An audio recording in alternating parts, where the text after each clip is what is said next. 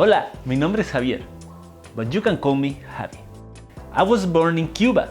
Cuba is a beautiful Caribbean island full of fantastic beaches that I love. In fact, I have a tattoo of a beach. Well, that was a mistake.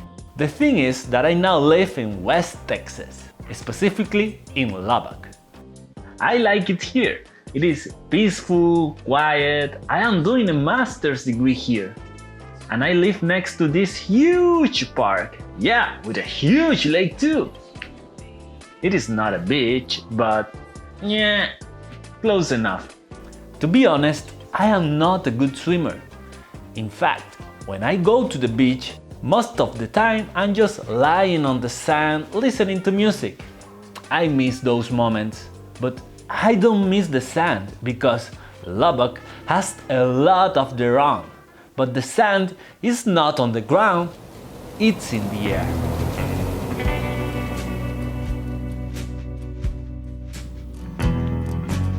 Sweeping over Big Spring, Texas, that's just east of Lubbock. The huge cloud of dust turning day into night. One day, when I was on my way to the university, a big cloud of dust and sand came and covered the city. The wind was strong, and I could feel the dust particles in my eyes, in my mouth, hitting my face. I was scared. I didn't know what was happening. It was like anything I'd seen before. So I sought shelter inside the building. A girl there told me, Don't worry, it's just a dust storm. "A dust storm? A storm made of dust?" That same day, when I got home, I started to do some research. I learned that there is a long history of dust storms in Lubbock, and a researcher at my university knows everything about them. So I contacted her. "Hello, Dr. Adon Dreyer. My name is Javier Morales, and I want to kindly ask you to help me answer some questions." She told me that there was something very important I should know about dust storms and invited me to visit her lab.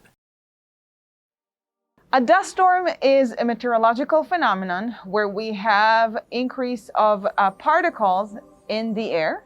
Generally, we know that when there's not enough rain, there's a high chance of dust because the ground is dry. But we found that for this region of West Texas, many dust events happening after rain.